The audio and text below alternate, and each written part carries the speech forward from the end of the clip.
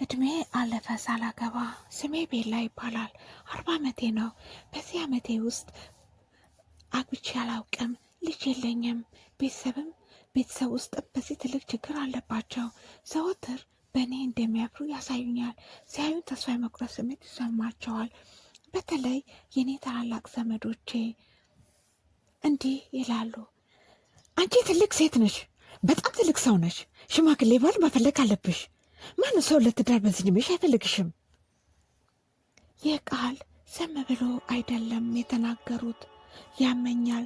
ልቤ ከስር ውስጥ የማይቋረጥ ህመም ይሰማኛል። የምኖረው ትንሽ ከተማ ውስጥ ነው እና ሁሉም ይተዋወቃል። ይህ ማለት ቤተሰብ ያፍራሉ። የተደበቀ ነገር ስለሌለ የሚሰማኝ ሁሉም ከተማ ውስጥ ያለው ሁሉ የሚያውቁት ነው የሚመስለኝ። ያላገባችና ያልወለደች ዘመዶቼ፣ አክስቶቼና አጎቶቼ ሁሉ በግልጽ ያምናሉ። የሴት ልጅ ህይወት ሙሉ የምትሆነው ባል ሲኖራት እና ልጅ ሲኖራት ነው። ሲያዩኝ ህይወቴ ባዶ እንደሆንኩ ነው። ምክንያቱም እነዚህ ነገሮች የሉኝም፣ አይረዱኝም። ያ ህልምና ተስፋ ሁለቱ ልዩ ናቸው። ከነሱ የሚቀበሉት ሁሉም ቤተሰብ ተሰብስበው ለእኔ በጣም ከባድ ነው። አንድ ሰው ሁሌ ይጠይቀኛል፣ አንድ ሰው መቼ ታገኛለሽ? ማለቴ ለምን እስካሁን ብቻሽን ሆንሽ? በትህትና እንኳን አያናግሩኝም። ሲጠይቁኝ ለመፍረድ ነው። ቃላቶቻቸው ትንሽና የማልታይ አይነት ስሜት እንዲሰማኝ ያደርጋል። በአይኔ ሳያቸው እሮጣለሁ ከመንገዴ ጥያቄ እንዳይጠይቁኝ፣ ግን አልችልም። ይህ የኔ ቤት ነው። ከፊታቸው ነኝ፣ ያዩኛል እና አዝናለሁ። ዘወትር ታሪክ ይነግሩኛል ስለ ሌላ ሴት በእኔ ዕድሜ ስላለች፣ ማን እንዳገባት። መጥፎ ስሜት እንዲሰማኝ እንዲፈጥርብኝ ያደርጋሉ። ቢሆንም ሁሉም ይፈርድብኛል። ተሸከምኩት ዝም ብዬ በተስፋ። ትንሽዬ ብርሃን ከውስጤ በፍጹም አይወጣም።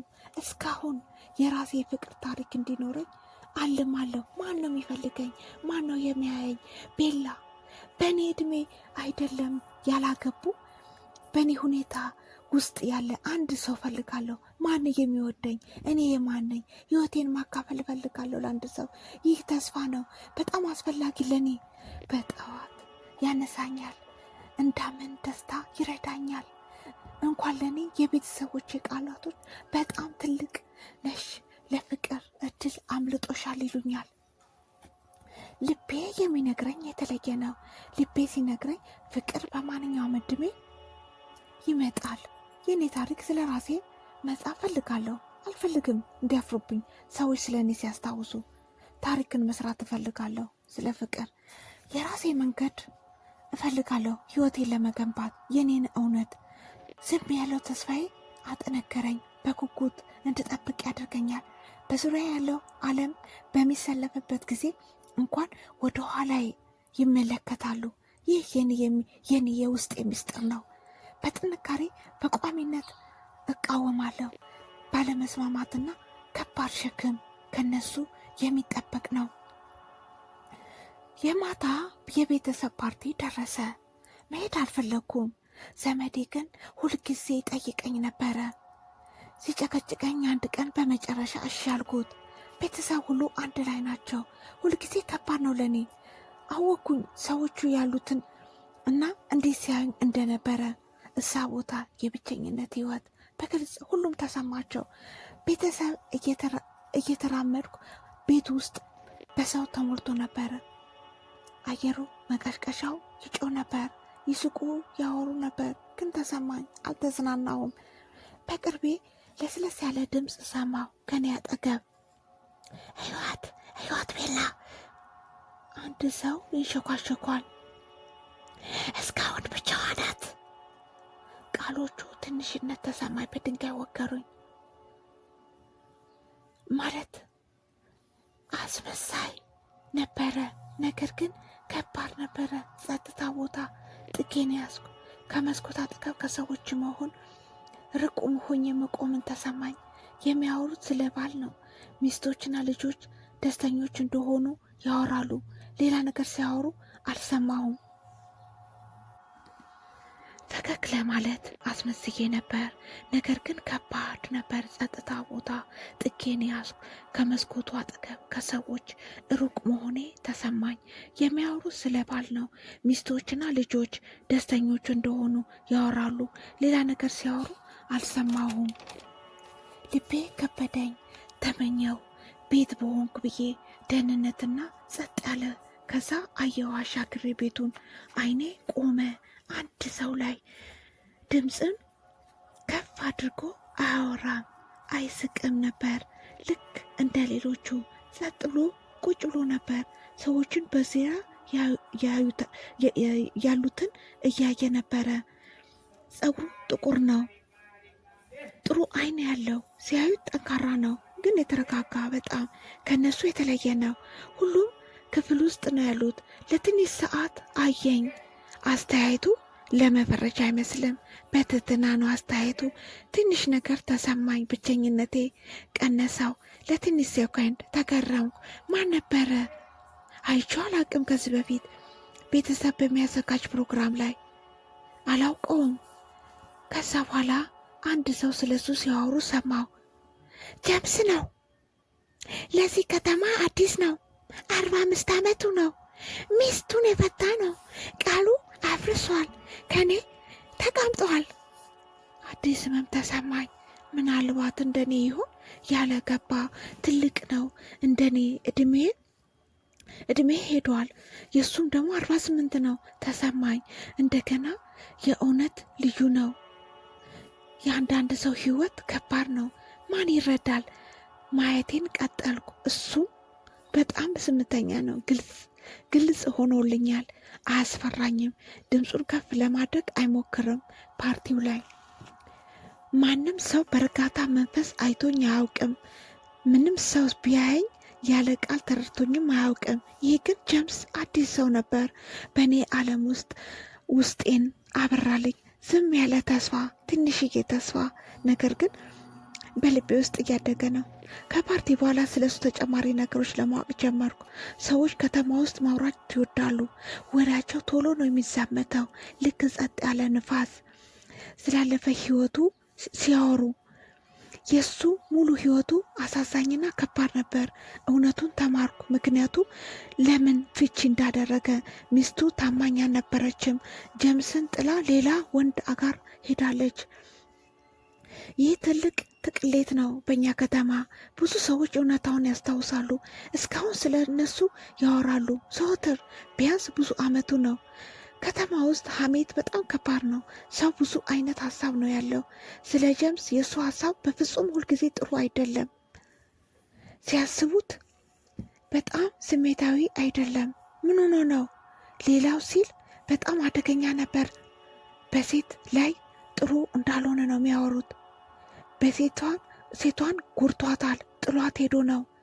እነዚህ ቃላቶች ግራ አጋቡኝ። በእውነት እሱ እንደዚህ ነው? ታሪኩ የሳሉት በጣም አስቸጋሪና ደስተኛ ያልሆነ ሰው አድርገውን እየቀቡት። ነገር ግን እንደገና አጋጣሚውን ባገኝና ባወራው ማወቅ እፈልጋለሁ። በእኔ በኩል የከተማውን ሰው ብቻ ማመን አልፈልግም። መቼ ነው ሰው ሲያወራው አንድ ነገር አገኘው። በጣም የተለየ ጭምጭምታ። እሱ በፍጹም ምቾት አልተሰማውም። በፍጹም አደገኛ አልነበረም። በጣም ጥሩና ኩሩ። ድምፁ የማይሰማ ሲያወራ በጥንቃቄ ነው የሚሰማው። ሁሉም ነገር ሳየው እረዳዋለሁ። ስሜቴ በጣም ጥሩ ነው። በጣም ኩሩና እውነተኛ ሰው ነው። ይህ ሰላምታ በጣም ነው የገረመኝ። ስለ እሱ የሰማሁት ታሪክ በጣም የተለየ ነው። ትክክለኛ ሰው ተገኘ። ሲያየኝ ተረጋግቶ ነበረ። በተመረ አይኖቹ ነበር የተመለከተኝ። አልፈረደብኝም። በእድሜም አልገመተኝም። አለመግባቴንም አልተጠየፈም። መጥፎ ነገርም አልፈጠረብኝም። በእኔ ህይወት ላይ የተለየ ነገር ውስጤ ተመልክቷል። አንቺ የተለየሽ ነሽ አለኝ። ሲነግረኝ ልቤ ተነፈሰ። ማንም በህይወቴ ውስጥ የለም። ያለፈውን ህይወቴ ሁሉ ነገረኝ። የእሱም ነገረኝ፣ የኔም ነገርኩት። የኔ ቤተሰቦች ሁሉ ጊዜ የሚያዩት ድክመቴን ነው። ነገር ግን ጀምስ ሲያኝ በጀግንነት ነበር። አላውቅም፣ የሆነ ነገር ተሰማኝ። ለመጀመሪያ ጊዜ እውነተኛ መታየት። ቃሎቹ ለእኔ በጣም አስፈላጊ ነበሩ። ስለ ራሴ እንዳስብ ያደርገኛል። ሙሉ ለሙሉ አዲስ መንገድ ያለፈበት ከባድ ነበር። አንድ ሰው ከፊት ለፊቴ ነው ኩሩና ሚረዳኝ። ስለ እሱ ይበልጥ እንዳውቅ አደረገኝ። ተጨማሪ ጀምስና እኔ ከቤተሰብ ተደብቀን ልንገናኝ አሰብን። ቤተሰብ አልወደዱትም። ሲያስቡት ጀምስ ለእኔ ጥሩ አይደለም፣ ምክንያቱም እሱ የሞተ ነው ብሎ ያስባሉ። ስለዚህ በጣም መጠንቀቅ አለብኝ። የመረጥነው ጸጥ ያለ ቦታ፣ ትንሽዬ ፓርክ፣ ያረጁ ዛፎች ያሉበት ተገናኘን። ትንሽዬ የቡና ሾፕ ውስጥ ከቤት ሩቅ ቦታ። ቦታው ማንም ሰው አያውቀውም። ምሽት ካለፈ በኋላ በስሉት አንድ ነገር ተሰማኝ። አዲስ ድንቅ፣ ልክ እንደ መብራት ብልጭታ ህይወቴ ውስጥ ሲገባ። ለብዙ ዓመት ሀዘን ብቻ ነበር የሚሰማኝ። ነገር ግን ጀምስና እውነተኛ ደስታ ተሰማኝ። የተለየ ሰው አይነት ስሜት ተሰማኝ። የራሴ የተሻለ ስሪት ሳቅና ፈጠረልኝ። ሲያየኝ በትትና በመረዳት አይን ነው። እውነተኛ እይታ እንዲሰማኝ ፈጠረልኝ። ይህ ስሜት ስጦታ ነበረ። ጀምስ ነፃ ሆኖ ስለ ህይወቱ አወራኝ። ስላለፈ ህይወቱ ነገረኝ። ለሚመጣው ህይወቱም ተስፋ ነው። ምንም የደበቀኝ የለም። ከኔ እሱ ሀቀኛና እውነተኛ ነበር። ሲያወራ ሙሉ ደህንነት ተሰማኝ። አዲስና ውድ የሆነ ነገር ተሰምቶኝ ነበር። በእውነት እችላለሁ። ከሱ ጋራ የማስመስለው የለኝም። ዝም የሚለው ነገር የለኝም። ሌላ የምታዝነው ቤተሰቦቼ ነው። ቤተሰቦቼ ከዛ ውጪ፣ ምክንያቱም ደህንነት ይሰማኛል። ለመናገር ጀመሩ። ውስጤ ጥልቅ የሆነ ሚስጥር ነገርኩት። እንደማፈር አለቅስ እንደነበር፣ ቤተሰቦቼ መጥፎ ቃል ይናገሩኝ እንደነበር፣ ሁልጊዜ ሲናገሩኝ አንቺ ትልቅ ሴት ነሽ፣ ማንም አይፈልግሽም፣ መቼም ቤተሰብ አይኖርሽም፣ በጣም ይሰማኝ ነበር።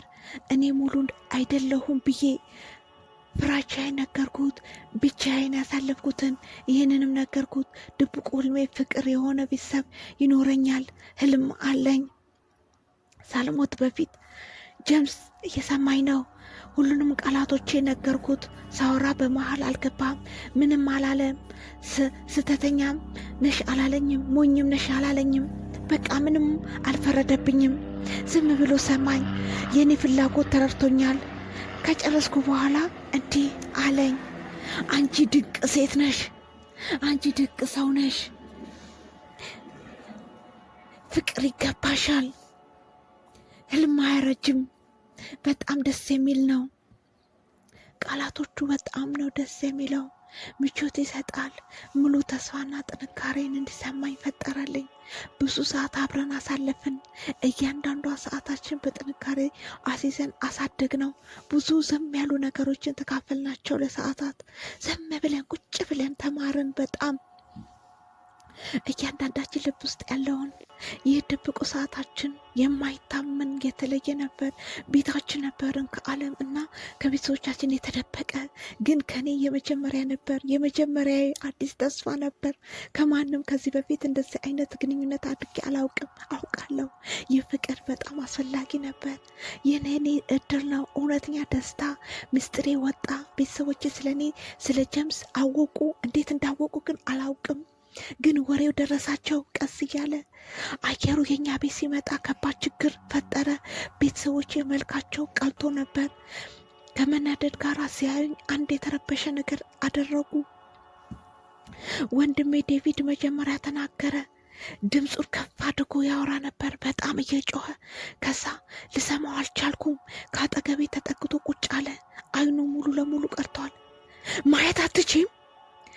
እሱን ቤላ እየጮኸ ለአንቺ ጥሩ አይደለም፣ እሱ ፈት ነው፣ ያለፈው ህይወቱ መጥፎ ነው፣ አታግቢው፣ እንደዚህ አይነት ሰው ለአንቺ መጥፎ ሰው ነው። ቃላቶቹ ተሰሙኝ። ወደ ኃይል እየገፋፋኝ ነበር። ሁልጊዜ ሲያስበው ያውቀዋል፣ ጥሩ ነገር እንደማያስብ ነበር። አምናለው ጀምስ ለእኔ የተሳሳተ ሰው አይደለም። እሱ የሚጨነቀው ሰው ምን ይላል ነው። ህይወቴን መቆጣጠር ይፈልጋል። ከዛ እናቴ ቀጠለች ማልቀስ፣ እንባዋን ውስጤ ነካ። ስትናገር እየተንቀጠቀጠች አንቺ እኮ ትልቅ ነሽ፣ 40 ዓመትሽ ነው። ፍቅርን ማለም አትችይም። የጅል ህልም ነው ማኮ አለብሽ። እሱን ማግኘት የለብሽም ልጄ። ስለ ቤተሰቦች ስም ማሰብ አለብሽ። ሰዎች ምን እንደሚሉሽ ታስቢያለሽ? ሰዎች ምን እንደሚሉን ሁልጊዜ የምትጨነቀው ስለ ሌላ ሰው ነው። ለእሷ የኔ ደስታዬ ሲቀንስ ትፈልገዋለች። ለቤተሰብ ስም ብቻዬን እንደሆን ነው የምትፈልገው። ሁልጊዜ ስትነግረኝ በእኔ ዕድሜ ፍቅር እንደማይቻል አምናለች። በተለይ አግብቶ የፈታ ልክ እንደ ጀምስ ቃሎቻቸው ያማል። አንድ አይነት ቃል ለብዙ ዓመት ሰማው።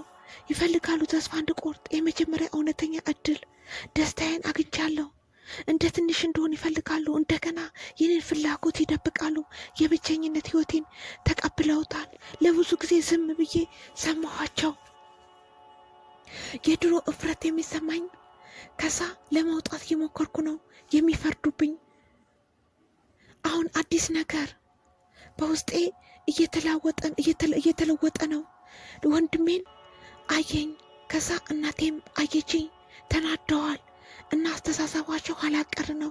ነገር ግን እኔም አየኋቸው በጥንካሬ መንፈስ። በዚህ ሰዓት አላለቅስም፣ ይቅርታም አልጠይቅም፣ ቃል አልገባም ለመታዘዝ። ለመጀመሪያ ጊዜ የሴትነት ስሜቴ እንደ ልጅ አልነበርኩም፣ ወይም እንደ እህት ትንፋሽን ድምፄን ውጬ ግን ጠንካራ ነበር። ተስፋ አልቆርጥም። ይህ የኔ ህመም ነው፣ የኔ ህይወት ነው፣ የኔ ደስታ ነው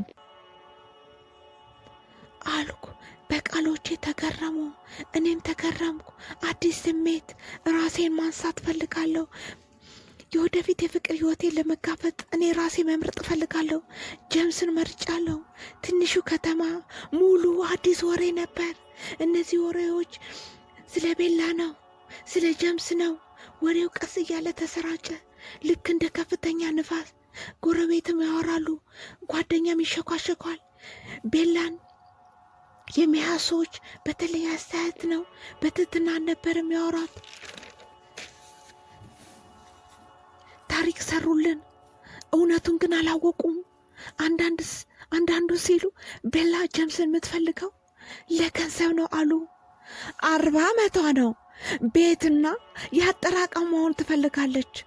ይህ እውነት ነው፣ ግን አልነበረም። ቤላ ትወደዋለች ጀምስን፣ ለገንዘቡ አይደለም። ይሄ አሳዝኖኛል። ሌሎቹ ያስታውሱታል። ጀምስን ያለፈውን ህይወቱ ስለ መጀመሪያ ሚስቱ እያነሱ ያወራሉ። የጀምስ የመጀመሪያ ሚስቱ ጥሏት ሄዷል፣ እሷንም ጥሏት ይሄዳል። ጥሩ ሰው አይደለም አሉ። ቤላ ተሳስታለች፣ ለብቻዋ እንደገና ትሆናለች። እነዚህ ቃላቶች ህመም ተሰማኝ። ሁሉ ቦታ ጭምጭምታ ተሰማ። አንድ ገበያ ውስጥ ሲሾካሸኩ ሰማሁ። ሰዎቹ ይጠቋቁማሉ። መንገዴን ሳልፍ ልቤን ከበደኝ። ሳስበው የደበቀኝ ነገር ያለ መስሎ ተሰማኝ፣ ግን የለም። የከተማው ሰው ወሬ ነው። ድንጋይ ይወረውሩብኛል። ለጀምስ ስለ ጭካኔያቸው፣ ስለ ነገሮች አወራሁለት። ጀምስ ሰማኝ፣ አልተናደደም። ቀስ ብሎ እጁን ሳብ አድርጎ ሙቀት እንዲሰማኝ ያደረገ። አይኑ ውስጥን አየኝ። ቤላ በለሰለሰ ድምፅ አንደበቱ እናውራበት። የእነሱ ቃሎች ለእኛ ጉዳያችን አይደለም። አያውቁንም ስለኛ። እጄን ጠብቅ አድርጎ ይዞ አይዞሽ ቤላ፣ ደፋር ልባለሽ። እነዚህ ሰዎች አይረዱንም። ሁሌ ለጊዜው ያወራሉ። ወሬያቸው ልክ እንደ ንፋስ ነው። አይሰማንም፣ አይነካንም። ቃል ገባልኝ፣ ትቼሽ አልሄድም በፍጹም። ሁል ጊዜ እዚሁ ካጠገብሽ ነኝ። የእነሱ ወሬ አትስሚ፣ እኔና አንቺ ብቻ። ያ የሁሉም ችግር ነው። ቃሎቹ እንደ ብርድ ልብስ ሙቀት ተሰማኝ፣ ደህንነት ተሰማኝ። አውቃለሁ ታማኝ እንደሆነ ወሬያቸው ያሳማል። ነገር ግን ጀምስ ፍቅሩ ጠንካራ ነው። አጋጣሚ የተፈጠረውን አመንኩት። የእነሱ ፍላጎት የነበረው ሐሜት ነው። በጣም ከባድ ሰዓት ነበር፣ ግን ጀምስ ከኔ ጋር ነው። ወሬውን አብረን ተጋፈጥን። አንድ ዝም ያለ ምሽት አብረን ወክ እያደረግን ረጅም ወንዝ አካባቢ ፀሐይዋ እየጠለቀች ውሃ ወደ ብርቱካናማና ሐምራዊ ቀለም ተቀይሮ ነበር። ቆመን ጀምስ እኔን አያየ። አይኑ በትህትና እጄን ወስዶ ወደ ውስጥ ወደ ራሱ ለስለስ ያለ ድምፅ ከፍ አድርጎ ጠየቀኝ። ቤላ ታገቢኛለሽ? ልቤ መምታቱን አቆመ። በጣም ከባድ ሰዓት፣ ግዙፍ ሀብታ፣ ደስታን ተሰማኝ። ግን ደግሞ ፈራው። አውቃለሁ በሕይወቴ ላይ ምን እንደሚያመጣ አውቃለሁ። ቤተሰቦቼ ምን እንደሚሉ። ቤት በነበርኩ ሰዓት ስለ ጀምስ ሲያወሩ ስለ ጋብቻ ጥያቄ በንዴት ነበር የተናገሩኝ። ወንድሜ ጮሆ ነበር። እሱን የምታገቢ ከሆነ ብዙ አትቆይም። የእኛ እህት ለመሆን ታውቂያለሽ። እናቴ ያለቀሰች እንዲህ አለች። አሳፈርሽ፣ ቤተሰቦችን አዋረሽ፣ ረበሽን፣ ችግርን ፈጠርሽብን። ጓደኛዬም አለች። ልታገቢው ነው ጀምስን? ቤላ አንቺ በጣም ሞኝ ነሽ። ትክክለኛ ሰው አይደለም ላንቺ ለሚመጣው ህይወትሽ። ቤተሰቦችሽ በፍጹም ይቅርታ አያደርጉልሽም። ማስጠንቀቂያ ሰጡኝ። ስላለፈ ህይወቴ አንስታ በዙሪያዬ ሁሉም ያዩኝ ጀመረ። እንደገና በዚህ ምርጫዬ በትከሻዬ ትልቅ ነገር እንድተሸከምኩ ተሰማኝ። በአንድ በኩል ቤተሰቦቼ ነበሩ፣ ያለፈ ህይወቴን ሁሉን ያሳለፍኩትን። በሌላ መንገድ ደግሞ ጀምስ አዲስ ህይወት ነው፣ እውነተኛ ፍቅር ነው፣ እድል ነው። በጣም ከባድ ምርጫ። እንደዚህ ተካፍጬ አላውቅም። የቤተሰቦቼ ቃል በጭንቅላቴ ጨመሩብኝ። ቀዝቃዛ ንፋስ እንደ መንፋት። እነሱ አልተቀበሉትም። በድንጋይ ልቤን መቱት። ሁልጊዜ ደከመኝ። እነሱ መለመን ደስተኛ አይደለሁም። ነገር ግን ስለ ጀምስ ማሰብ ጀመርኩ። እንዴት ነው ሚያዩኝ? ጀምስስ እንዴት ነው ሚያየኝ? ሲያይኝ ልቤን አጨከነው። ሲያይኝ የእውነት ነው። ቤተሰቦቼ እንደሚያስቡት በእድሜ አይደለም። ለሱ ጉዳዩ ማደል፣ የከተማው ሐሜት። ስለ እኔ ብቻ ነው የሚጨነቀው። ይህ የኔ የመጨረሻ ድል ነው። የምፈልገው ፍቅር፣ የማልመው ፍቅር ነው። ብዙ መቆየትንም አልፈልግም። ያለ ፍቅር መኖር አልችልም። ከዚህ የበለጠ ጀምስን አየሁት። ውስጡን በጣም ትሁትና ሙሉ ተስፋ ያለው የወደፊት ህይወቱንም አየሁት። እሱ ውስጥ ደስታዬን አየው። ህይወቴ የት እንደሆነ አየሁት። እውነተኛ ነበሩ። ፍቅሩን ተቀበልኩት። ተነፈስኩኝ። በትልቁ የራሴን ውሳኔ ወሰንኩ። ፍቅርን መረጥኩ። ጀምስን መረጥኩት አልኩ። ጀምስ እሺ አገባሃለሁ። በጣም ትልቅ በህይወቴ የወሰንኩት ውሳኔ። ጸጥ አለን። ይህን ካልኩ በኋላ በጣም ጩኸት ተሰማን። ለትንሽ ሰዓት አልተመለስንም። አውቃለሁ ቤተሰብ እንደሚናደድብኝ፣ አውቃለሁ ጓደኞቼ ከኔ አጠገብ እንደሚርቁ። ነገር ግን ጀምስን አየሁት። ሰላም ይሰማኛል። ከዚህ በፊት ተሰምቶኝ አያውቅም። የኔ ደስታ ነበር፣ የኔ ምርጫ። መስማት ማቆም፣ የእነሱን ሐሜት፣ የሌሎችን የልብ የሚሉኝን አልሰማም። ከረጅም ጊዜ በኋላ ተራምጄ ነበር በራሴ መብራት። በጣም ያስፈራ ነበር፣ ደግሞ በጣም ተደስቻለሁ። ጀምስን ያዝኩት፣ ጥብቅ አድርጌ ያዝኩት። አንድ ላይ ሆንን፣ አብረን ሆነን እንጋፈጠዋለን። ይህ የኛ መጀመሪያ ነበር። የሰርጌ ቀን ደረሰ። የጠዋት መብራት ቤቴ ሞላው። ተነሳው፣ ድብልቅልቅ ያለ ስሜት። እኔ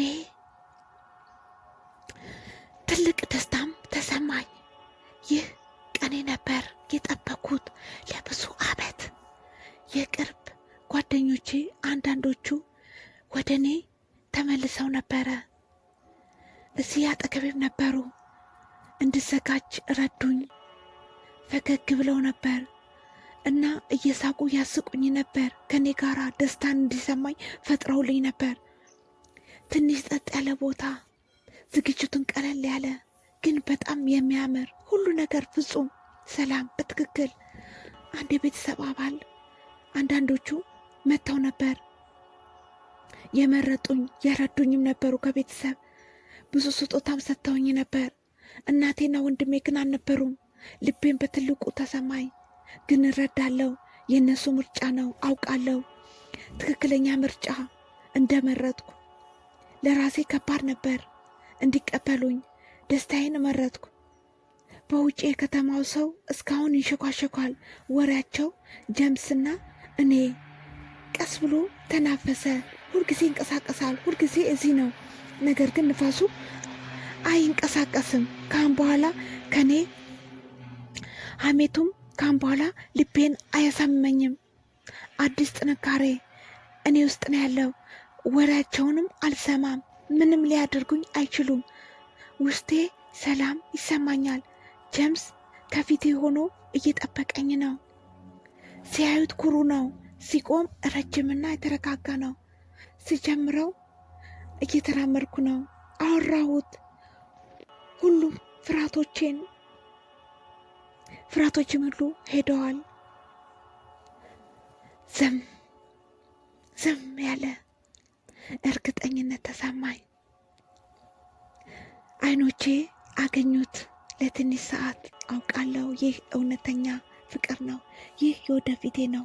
የእኛ ድምፅ ትንሽ ቃላቶች ግን ጠንካራ እና እውነት ቃል ተገባባን እርስ በራሳችን ሁልጊዜ አብሮ ለመሆን። ጀምስ ቀለበቱን አደረገልኝ በጣቴ።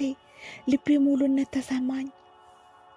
ከዛ ተደገፈኝና በለሰለሰ ስሜት እየሳመኝ ዓለም ሁሉ ጸጥ አለ። እኔና ጀምስ ብቻ። ትልቅ ስሜት ነበረን። ጸጥ ያለ ቦታ። ሁሉም ዓመት ሐዘን ነበር። እፍረትን ተሸክሜ ነበር። ተስፋ ቆርጬ ነበር። አርማመቴ ነበር። ለብዙ ዓመት ሳስበው ለእኔ የሚሆን ፍቅረኛ የለኝም እል ነበር። ሁልጊዜ ብቻዬ ነኝ እል ነበር። አሁን ግን ሚስት ሆንኩ፣ አፍቃሪ ሆንኩ። ጀምስ 48 ዓመቱ። ወጣቶች አይደለንም፣ ግን የኛ ታሪክ ገና መጀመሩ ነው። የመጀመሪያው ገጽ፣ አዲስ ህይወት ለሁለታችንም። አየሁት ባለቤቴን